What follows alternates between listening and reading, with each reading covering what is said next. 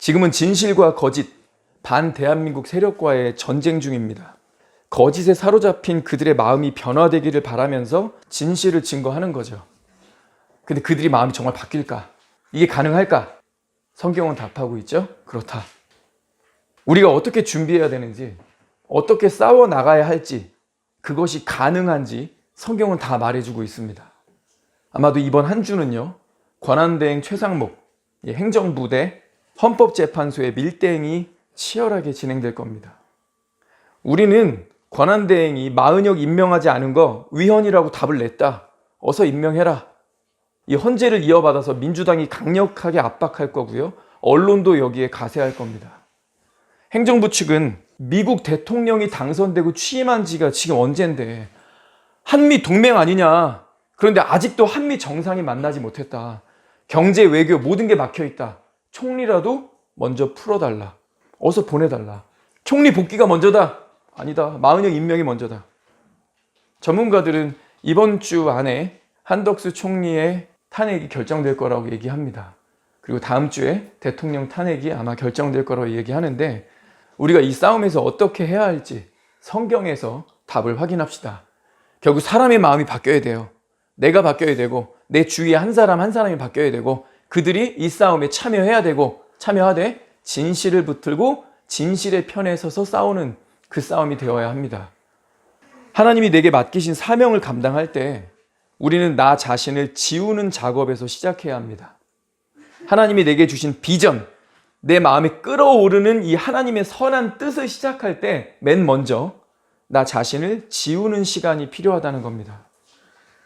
뭔가 거창하게 하나님이 주신 원대한 꿈, 비전, 사명 이것만이 아니라요. 내가 당면한 과제, 어떤 풀리지 않는 문제들, 내 인생의 발목을 잡고 있는 그러나 스스로 해결은 안 되는 내 앞에 벽 같은 그런 문제들 대할 때도요. 마찬가지입니다.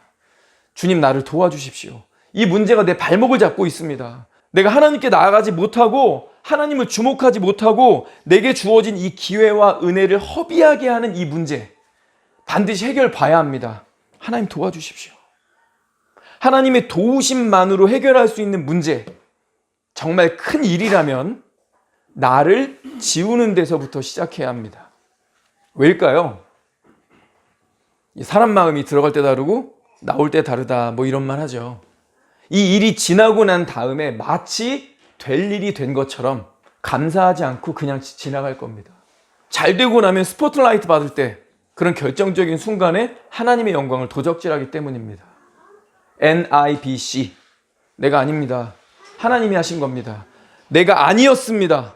오직 하나님의 은혜로 된 것입니다. 감사를 잊어버리거나 하나님의 영광을 가로채지 않겠습니다. 하나님이 이 일에 개입하여 주십시오. 느헤미야가 예루살렘 도착했는데 3일간 침묵했다고 나오죠. 내가 예루살렘에 이르러 머무른 지 3일 만에 페르시아 왕의 총애를 받고 있는 고위 관리인데다가 왕이 친위대를 붙여줘서 에스코트를 받으며 예루살렘에 들어왔어요. 엄청난 행렬이었을 겁니다. 느헤미야에게 이목이 집중되고 관심이 집중되는 그런 상황이에요. 우리 금의 환향이라는 말 쓰죠. 금색깔 옷을 입고 환향, 고향으로 돌아온다.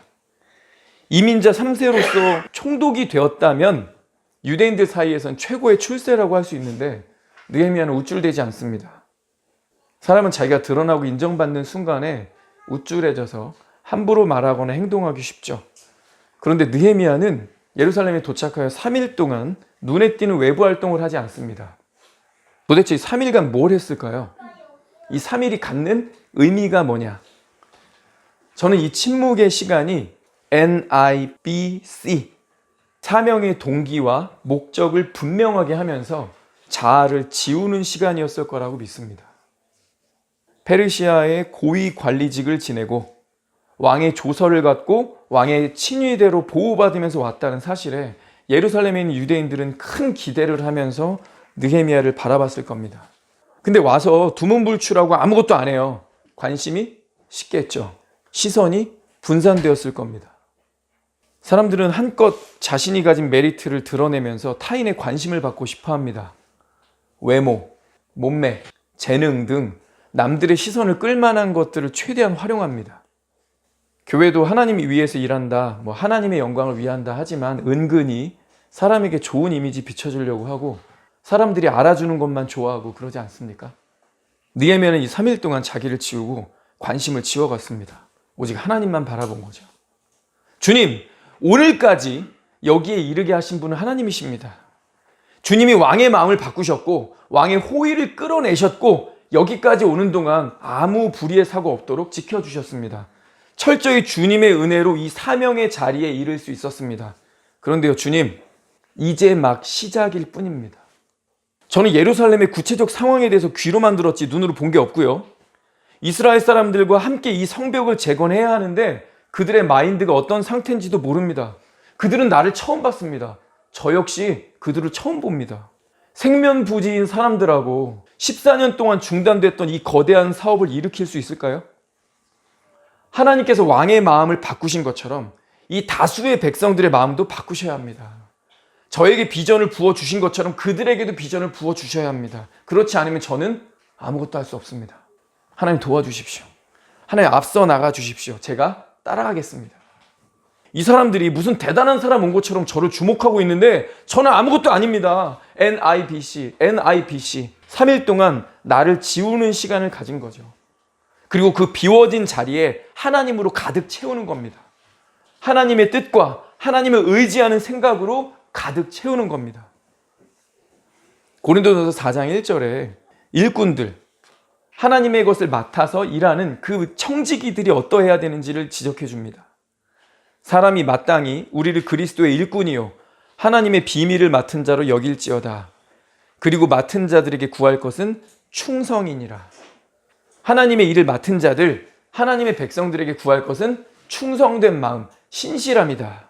충성되다. 그러면 신실하다는 건 무슨 말일까요? 바로 다음 절이 얘기해 줍니다. 너희에게나 다른 사람에게나 판단받는 것이 내게는 매우 작은 일이라. 나도 나를 판단하지 아니한다. 다만 심판하실 이는 주시니라. 다른 사람들의 판단, 다른 사람들의 시선과 인정, 그들의 평가, 이게 없다고 하지 않았어요. 매우 작은 일이라고 했습니다. 근데 우리는 일반적으로 이걸 거꾸로 해서 문제죠. 다른 사람들의 시선과 인정, 좋은 이미지로 남고 싶다는 그들의 평가, 이거를 매우 큰 일로 여기며 산다는 게 문제입니다. 그건 사람에게 충성된 거지 나는 그것들을 지워갈 것이다. 내가 충성할 분은, 내가 의식할 분은 오직 하나님 한 분이시다. 사람들의 칭찬이든 비난이든 내가 주목하고 가야 할 길은 하나님께 대한 충성이다. 그분이 나를 판단하고 보상하신다. 자, 맡은 자들에게, 청지기들에게, 주인께 뭔가를 받아서 관리하는 저와 여러분에게 주는 말씀입니다. 청지기에게 요구되는 게 뭐라고요? 충성됨. 그런데 충성되다는 게 뭐라고요? 나를 지우는 것에서 시작한다는 겁니다. 나를 지우고 오직 하나님으로 채우겠다. 그래야 사명에 집중할 수 있어요. 먼저 나를 지지하는 사람들의 칭찬을 지웁시다. 격려를 지웁시다. 그렇지 않으면요, 금세 섭섭해집니다. 금방 나가 떨어집니다. 나를 지우는 작업이 안 되니까 적들의 반대에 부딪히기도 전에 스스로 먼저 나가 떨어집니다. 하나님의 비전이 내 마음에 부어졌고 하나님의 왕의 마음도 바꾸셨고 백성들도 따라와서 일이 막 진척이 돼요. 그런데요, 나를 지우는 작업이 먼저 되지 않은 사람은요, 스스로 넘어집니다. 사도 바울이 뭐라고 해요? 내가 내 몸을 쳐서 복종하게 함은 내가 남에게 전파한 후에 자신이 도리어 버림을 당할까 두려워합니다. 나를 통해 하나님의 일하심으로써 남이 세움을 입었어요. 그런데 정작 나는 버림을 받을 수 있대요. 난 그게 두렵대요. 이게 느헤미야의 마음과 똑같죠. 그래서 자신을 쳐서 복종케 한다는 겁니다. 나를 지우는 작업이죠. 내가 기대했던 만큼 안 되네. 사람들의 시선이 이제 분산되네. 나를 주목하지 않네. 삐져가지고 섭섭함, 서운한 병에 빠져가지고 스스로 포기하고 뒤로 빠지는 사람이 한둘이 아니었습니다. 그런 사람은 하나님이 도와주셔도 스스로 나가 떨어집니다. 그런 사람이 되지 않도록 나를 지우는 시간을 가지는 거죠. 내가 이 일에 왜 뛰어들었지? 내가 이 일을 왜 하려는 거지? 이 일은 누가 시작하신 거지? 누가 가능하게 하시는 일일까? 오직 하나님이 시작하셨고 하나님 내 마음 바꾸셨고 하나님의 왕의 마음을 바꾸셨다. 이제 백성들의 마음도 하나님께 달려있다. 그들이 나를 주목하지 못하게 하자. 하나님의 영광을 은근히 도적질하는 거, 그런 거 안 된다. 이래야 칭찬해도 우쭐하지 않고요, 비난을 받아도 흔들리지 않고 그 길을 걸어갈 수 있습니다. 나를 지우는 3일입니다. 그리고 나서 뭐합니까? 12에서 15절, 느헤미야는 현실을 직시하기 위해 시차를 나갑니다. 말 타고 들어갈 수 없는 곳까지 걸어 들어가서 일일이 다 확인합니다. 당시 뭐 가로등이 있는 것도 아니니까 횃불 들고 다니면서 구석구석을 살핀 거죠. 성경을 보면요, 어떤 사명을 감당하기 전에 사실을 직면하는 모습이 나옵니다. 자세히 본다는 거예요. 심리학에서 타조 효과, 타조 증후군이라는 말을 씁니다. 날지 못하는 새, 타조 있죠. 이 타조가 천적을 피해서 요리조리 도망을 치다가요, 더 이상 숨을 수 없다고 판단되면 갑자기 주저앉아서 이 머리를 땅에 파묻는 습성, 여기서 나온 말입니다. 한때 호주에서 타조가 너무 늘어나가지고 대대적인 사냥에 나섰던 시절이 있었는데요, 이때 사람들이 지프를 타고 타조를 쫓았습니다. 왜냐면 타조가 너무 빨라요. 이렇게 막 쫓아가는데 차는 급하게 회전하면 쏠리면서 뒤집어질 수 있죠. 근데 타조는 막 빠르게 달리면서도 방향을 급변침합니다. 따라가는데 어렵겠죠. 그런데 타조는 지칩니다. 자동차는 악셀만 밟으면 되죠. 결국 타조가 지치는 순간이 옵니다. 그러면 타조가 갑자기 멈춰서서요, 머리를 땅에 묻습니다. 그럼 운전자는 문 열고 내려가지고요, 끈으로 갖다 묶어서 그냥 잡아서 차에 실는 거예요. 내 눈에 안 보이면 위험이 사라집니까? 타조의 행동이 어리석게 보이죠. 근데 심리학에서 왜 이런 용어를 쓰겠어요? 타조 증후군, 타조 효과. 애석하게도 사람에게 이와 비슷한 모습이 있다는 겁니다. 내가 부딪혀서 해결해야 될 문제들이 있는데, 짜증나. 생각하기 싫어. 생각한다고 뭐가 해결돼? 몰라. 시간이 해결하겠지. 재밌는 거나 보자. 내가 생각하지 않으면, 내가 직면하지 않으면, 내가 눈을 돌리면 그 문제가 사라집니까? 근데 우리가 그러고 있다고요. 현실을 부정해버리고 직면하지 않는 겁니다. 좋은 것만 보고 싶죠. 재밌는 것만 생각하고 싶습니다. 지금 이 시대는 우리에게 끊임없이 안목의 정욕을 채워주는 시대라.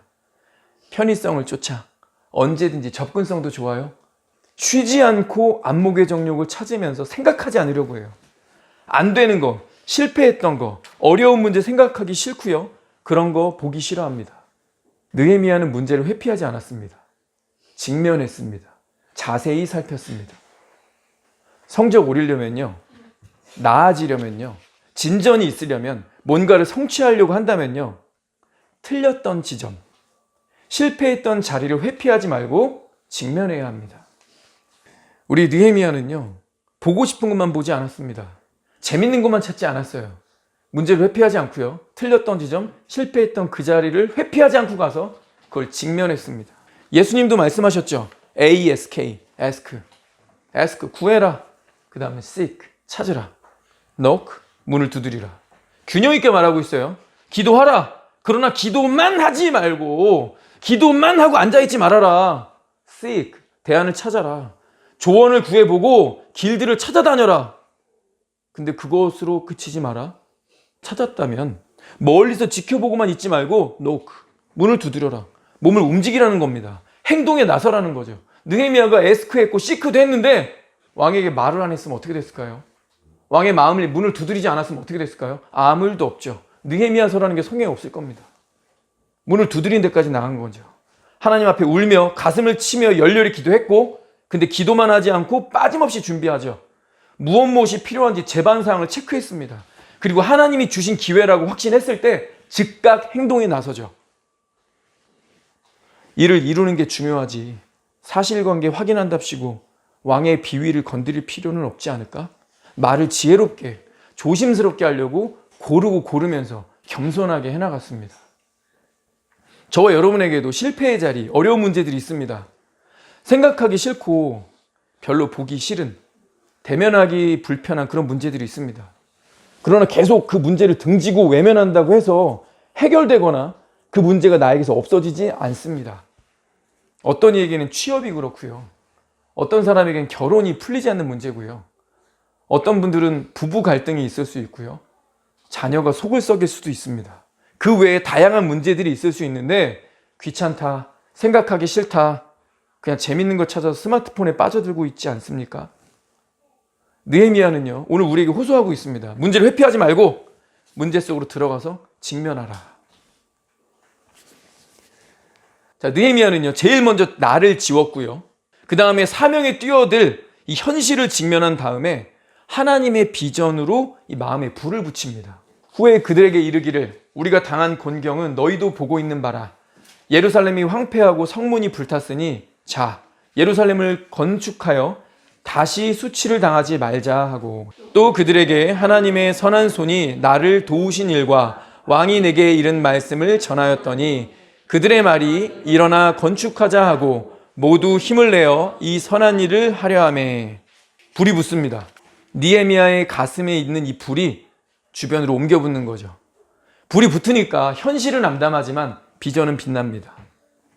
17절에 보니까 수치를 당하지 말자, 이 외적 동기를 자극하죠. 근데 외적 동기는요, 사실 오래 가진 않습니다. 마음에 불이 있어야 돼요. 다윗이 골리앗을 무찌를 때 이스라엘 백성들이 외적 동기를 말하죠. 3가지. 왕이 골리앗이랑 싸워서 이기면 재물을 주겠다 했다. 왕의 딸을 주겠다 했다. 왕의 사위가 되는 거죠. 세금을 면제해 주겠다 했다. 이런 외적 동기를 얘기합니다. 근데 아무리 그런 외적 동기로 부여를 해도 두려움이 임하니까 아무도 나서지 않죠. 외적 동기는 한계가 있습니다. 다윗이 이것 때문에 나왔나요? 아니죠. 마음에 불이 있었습니다. 이 할례받지 않은 이방인이 감히 만군의 여호와를 모욕해? 너는 칼과 단창으로 나오지만 나는 만군의 여호와 이름으로 나간다. 전쟁은 여호와께 속한 것이다. 오늘 여호와께서 너를 내 손에 넘기시리라. 하나님이 나를 보내셨다. 이 마음의 불 아닙니까? 하나님의 영광으로 이 마음이 가득 찼어요. 이 같은 불이 임하면요, 칭찬과 인정이 없어도 하고요, 반대로 비난과 손해가 있어도 버텨냅니다. 느헤미야에게 이걸 배워야죠. 하나님, 내 안에 성령의 불을 일으켜 주십시오. 내가 교회 다닌 지 오래됐는데 매너리즘이 빠져가지고 그냥 종교인으로 그냥저냥 지내면서 내 마음에 불이 없습니다. 비전을, 꿈을 잃어버렸습니다. 뭘 해야 될지 모르겠습니다. 그냥 하루를 때우기 식으로 보내고 있습니다. 하나님의 역사 쉽다고 하지 않았어요. 분명 어려운 일인데 불이 붙으면 능히 그 일을 감당해낼 수 있는 겁니다. 그러나 열정만 가지고는 사람들이 움직일 수 없습니다. 실제로 이게 가능하다는 어떤 객관적인 증거, 실력이 뒷받침돼야겠죠. 느헤미야는 말합니다. 그들에게 하나님의 선한 손이 나를 도우신 일과 왕이 내게 이른 말씀을 전하였더니. 그랬더니 사람들이 해보자 하고 일어나죠. 자기가 왕궁에서 예루살렘 소식 듣고 울면서 금식하면서 넉 달 동안 기도한 일, 하나님이 도우셔서 왕의 마음이 움직였던 것, 재건공사 허락을 받아낸 것, 왕이 배려해줘서 왕의 살림에서 제일 좋은 목재를 마음껏 쓸 수 있도록 공급받은 일, 그리고 왕이 부탁하지도 않았는데 왕의 친위대를 붙여가지고 여기까지 올 수 있게 해준 거, 상세하게 그들에게 간증했습니다. 감동의 스토리는 언제나 설득력이 있죠. 들으면서 이 마음속에 꺼졌던 희망의 불꽃이 다시 일어나기 시작합니다. 이 사람에게 하나님이 비전을 주신 게 맞구나. 이 사람은 분명 하나님의 사람이다. 하나님이 세우신 사람이 맞는 것 같다. 이 사람 따라가도 좋겠다. 확실한 간증은요, 사람들의 마음에 불을 일으킵니다. 오늘날 교회에서 사라진 게 바로 이 간증이죠. 오늘날 교회에 꼭 필요한 것이 바로 이렇게 살아있는 간증입니다. 우리의 가정에, 성도님들의 직장에, 우리가 속한 교회에 살아있는 하나님의 역사가 일어날 수 있도록 하나님 개입해 주십시오. 하나님의 섭리에 동참하여 이 불꽃 같은 열정, 살아있는 간증을 나누는 교회가 되기를 축원합니다. 우리 끝으로요, 오늘 이 본문은 성벽 재건을 반대하는 인물들 이름과 그 출신까지 기록을 했습니다. 산발랏, 도비야, 게셈. 이들은 예루살렘 주변의 토착 세력으로서 유대인 사회에 친인척 인맥까지 갖고 있습니다. 이들이 공모해서 이스라엘 성벽 재건을 방해하죠. 그런데요, 우리가 주목할 점은 하나님이 이 무서운 적들이 계속 느헤미야 옆에 공존하도록 허락하셨다는 겁니다. 이게 하나님의 섭리입니다. 적들로 인해 느헤미야와 백성들은 적당히 긴장하고 자극을 받았습니다. 적이 없으면 평안하고 좋을 것 같죠? 근데 그렇게 하면 우리가 하나님 의지할까요? 우리가 기도의 자리로 나아갈까요? 은밀한 사생활로 나가지 않을까? 미국과 소련이 대치하던 냉전 시대에 미국은 오히려 더 단합하고 성장했습니다. 그런데 냉전이 끝나고 이 80년대 말 소련이 붕괴하면서 미국은 내부로부터 타락하고요. 여러 어려운 일들이 많아지기 시작합니다. 하나님은 우리 삶에 산발랏, 도비야, 게셈 같은 이 껄끄러운 적들을 허락하심으로써 우리가 늘 기도하고 인내하고 하나님 앞에서 그들 앞에서도 성실하게 노력하게 이끌어 가십니다. 적들이 이스라엘을 업신여기고 비웃습니다. 그 다음엔 실패담을 꺼내 들면서 은근히 협박합니다. 야, 너희들 왕에게 반란 일으키려는 거 아니야? 14년 전에 이거 건축할 때 반란을 꾀한다는 모함 받아가지고 열심히 공사 어느 정도 진척이 됐는데 다 중단되고 불탔죠. 아픈 데를 딱 건드리면서 협박하는 거예요. 야, 네가 해봤자지. 네가 뭘 한다고 그래. 작심삼일 아니야? 네가 그런 게 어디 한두 번이야? 내가 뭔가 하려고 하는데 누가 옆에서 이렇게 비웃고 조롱하면 기운 빠지게 하는 일이죠. 그죠? 의욕을 꺾게 합니다. 교회들이 건축 시작하다가 교회가 막 분열되고 교회가 쪼개지고 그런 일이 발생하면요. 그 교회 안에 건축 얘기 못 나옵니다. 사람들이 그 건축에 대한 트라우마를 갖게 되는 거죠. 성경은 징계를 말하고 있습니다. 세상의 법에 의존하지 말고 오히려 법보다 더 상위인 우리 양심에 주신 하나님의 법, 성경의 법과 질서가 있지 않느냐. 너희 안에 이런 일들이 발생하면 진리를 따라 징계할 것을 성경은 분명히 명령했어요. 그런데 어떤 교회가 징계를 하다가 패밀리, 자기랑 친했던 사람들만 모아가지고 교회를 우르르 나갑니다. 그러면요, 그 다음부터요, 비슷한 일 딱 생겨도요, 징계 얘기가 안 나옵니다. 괜히 징계했다가 이마저도 또 쪼개지고 나가는 거 아니야? 야, 머무든 개가 무슨 머무든 개를 뭐하고 하냐? 너나 똑바로 하세요. 너는 완전하냐? 이렇게 말하면 기운이 쪽 빠지고 진리에 순종하고 싶은 의욕이 꺾이죠. 그 트라우마 앞에 그 얘기만 나오면 다들 움츠러드는 거예요. 지금 그 얘기하는 겁니다. 야, 이거 한두 번 있었던 거 아니잖아. 이 젊은 양반 새로 부임해가지고 여기 상황이나 분위기 잘 모르는 것 같은데 우리도 아무것도 안 한 거 아니야. 성전 건축했는데 성벽이 무너져 있어가지고 호시탐탐 아무 때나 맨날 여기 노략질 당하고 성전이 지금 위태위태. 그래서 우리도 성벽을 만들려고 했었어. 시도를 나름대로 많이 했었어. 나이도 어린 것이 말이야. 지가 총독이라고 뭘 안다고. 우리 얘기를 들어. 우리 몇 번 했는데 안 돼서 다. 그렇게 말하고 싶을 거예요. 근데 여기에 불을 껴지는 거죠. 너네 지금 왕에게 반역하려는 거 아니야? 오우씨. 느헤미야가 어떻게 대응합니까? 이게 되게 중요합니다. 20절. 내가 그들에게 대답하여 이르되 하늘의 하나님이 우리를 형통하게 하시리니 종들인 우리가 일어나 건축하려니와 오직 너희에게는 예루살렘에서 아무 기업도 없고 권리도 없고 기억되는 바도 없다. 한마디로 성벽 재건은 하나님의 일이며 우리는 하나님의 종이다. 너희는 이 일에 아무 상관없으니 참견하지 말라는 거죠. 페르시아 왕의 전폭적인 지원과 친위대를 데리고 왔지만 느헤미야는 이걸 언급하지 않고요. 하나님의 도우심으로 이 일이 이루어질 것이라고 선언합니다. 이 중요한 순간에 인간적으로 내가 쥔 패가 있잖아요. 이 패로 상대를 누를 수도 있었는데 느헤미야는 이스라엘 백성 앞에서 신앙으로 답합니다. 여러분 이거 되게 중요합니다. 자기가 쥔 패를 가지고 상대를 제압했다면요. 그 패가 없는 나머지 이스라엘 모든 백성은 앞으로 느헤미야를 주목하게 되겠죠. 적들의 공격, 적들의 비방이 있을 때마다 느헤미야가 부럽겠죠. 느헤미야가 북문, 동문, 서문, 남문 어디 항상 있는 게 아니잖아요. 느헤미야 없는 자리에서 회방, 공격 이런 거 일어났을 때 느헤미야부터 찾을 거 아니야. 이 사람이 나서주지 않을까. 그러면서도 마음 한편으로는 느헤미야가 부러울 거 아니에요. 내가 힘들고 어려울 때 위협을 당할 때 느헤미야가 있어 탁 도와줘. 그럼 느헤미야 의지하는 걸로 해결이 됐는데 느헤미야가 없어. 그 사람 부럽다. 그 사람 있었으면 한 방에 해결될 텐데. 그 사람 눈 한 번만 째려봐도 막 저 위협하던 자를 떨어져 나갈 텐데. 우리는 느헤미야처럼 이것도 뭐 안 되고. 기운이 꺾이겠죠. 예수님의 제자들이 예수님께 묻습니다. 우리는 왜 안 된 겁니까? 우리는 어찌하여 귀신을 쫓아내지 못한 겁니까? 이때 예수님이 야야야 니네 잊었어? 너희는 인간이고 난 하나님이야. 니들이 오병이어로 사람들 먹였니? 니들이 무리를 걸었어? 니들이 폭풍을 잠잠케 했어? 정신 차려. 나는 너희와 다르다. 예수님이 이러지 않으셨어요. 예수님 뭐라고 하셨죠?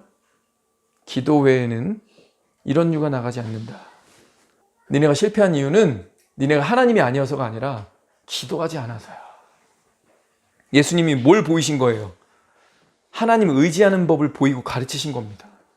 아버지 하나님만 주목하도록 한 거죠. 예수님이 부활해서 승천해 가서 떠나실 거 아니에요. 예수님이 없어도 하나님만 의지해서 맡기신 사명을 감당할 수 있도록 가르치신 겁니다. 지금 느헤미야도 그렇죠. 앞으로 이 공사가 얼마나 걸릴지, 어떤 힘든 난관이 생길지 모릅니다. 느헤미야가 없는 자리에서 어떤 적들의 공격과 회방이 있을지 몰라요. 근데 그때마다 백성들이 자기를 주목하고 자기를 의지하게 해서는 안 됩니다. NIBC, 내가 아니다. 하나님 주목해라. 그래서 이거는요, 적들에게만 하는 말이 아니라 곁에 있는 이스라엘 백성들에 대한 호소입니다. 너희들 분명하게 들어라. 똑바로 알아라. 하다가 힘든 일이 있을 거야. 어려운 일이 있을 거야. 나 없는 자리에서 예상 못한 공격을 받게 될 거야. 회방이 있을 거야. 근데 그때 나 찾으려고 하지 마. 이 일은 하나님의 일이야. 각자의 자리에서 하나님 주목하고 하나님 의지하면서 사명을 완수하는 거야. 이 일은 느헤미야만의 일이 아니라 함께하고 동역해서 너희들 간증이 되어야 한다. 신앙으로 그들을 독려한 거죠. 결정적인 순간에 하나님 영광 도적질하지 않고요. 느헤미야는 그러지 않았습니다. 자기가 쥔 패를 꺼내서 사람들을 제압할 수 있었으나, 좀 젠체할 수 있었으나, 여러분들 그게 꼭 나쁜 건 아닙니다. 때로는 그런 게 필요해요. 혼자만의 일이라면 이렇게든 저렇게든 자유롭습니다. 그런데 연약한 내 아이들이 있을 때는요, 함께 가는 부하들이 있을 때는요, 리더가 담대하게 싸워줘야 합니다. 그리고 우리가 가지고 있는 패가 있다. 왕의 조서가 왔다는 거. 왕이 친위대까지 보내줬는데 왕이 삼림 마음껏 베라고 했다. 왕이 어서 이거 재건하라고 했다. 그렇게 하면 적들이 움츠러들면서 떨어지겠죠. 사기는 올라갈 수 있겠죠. 그게 나쁜 건 아니에요. 나쁘진 않습니다. 그러나 느헤미야는 그 위에 있는 걸 본 거죠. 이걸 진행하는 동안 여러 어려움들이 있을 텐데 사람들이 자꾸 나만 의지하고, 그럼 이거 완수되고 난 다음에 사람들이 누구에게 공을 돌릴까요? 느헤미야! 신임 총독 젊은 사람이지만 일 하나 똑 부러지게! 사람들이 느헤미야를 주목하게 되겠죠. 느헤미야는 그게 싫었던 거예요. 그래서 느헤미야는 그 패를 쓰지 않았습니다. 내가 하는 거 아니다. 이거 하나님이 시작하셨고 하나님의 일이며 하나님이 우리를 통해 참여해.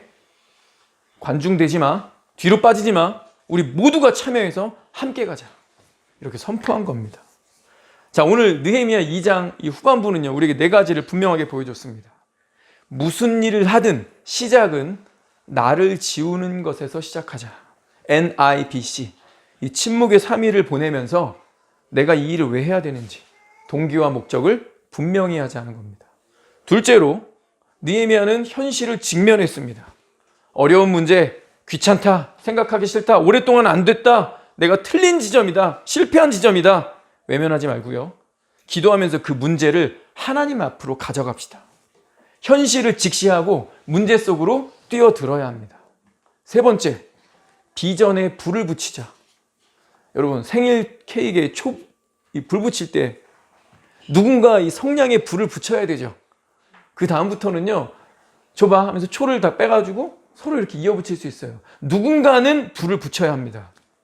하나님의 사람은요, 먼저 하나님께로부터 비전의 불, 열정의 불을 받아야 합니다. 조용한 기도 가운데 하나님의 말씀을 이 마음에 채우면서 나를 지우고 하나님으로 채우는 그 시간들이 내 마음에 불을 지피는 과정인 거죠.